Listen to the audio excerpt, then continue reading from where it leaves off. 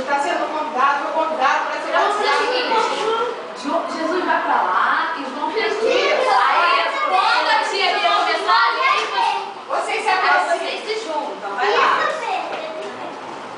Na Galileia, foi Jesus ao Jordão ter com João a fim de ser batizado por ele.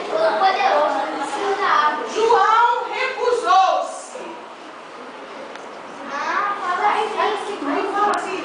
Eu não gosto. Eu não gosto.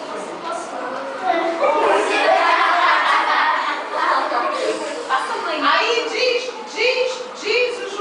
João, eu devo ser batizado por ti e não você por mim. Eu devo ser batizado por ti e não você por mim.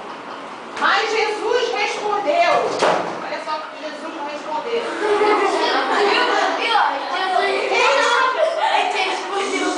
Deixa por agora, pois convém cumpramos a justiça completa. Diz assim, vamos simplificar isso. Cumpram-se a justiça completa. Cumpra-se a justiça completa. Isso, Jesus disse para João, deixa por agora, pois convém. Aí diz assim, então João cedeu. Aí João diz, então eu aceito ser batizado por ti. Não, então aceito te batizar. Eu aceito te batizar. Te batizar. Aí João diz, eu aceito te batizar. Fala, João.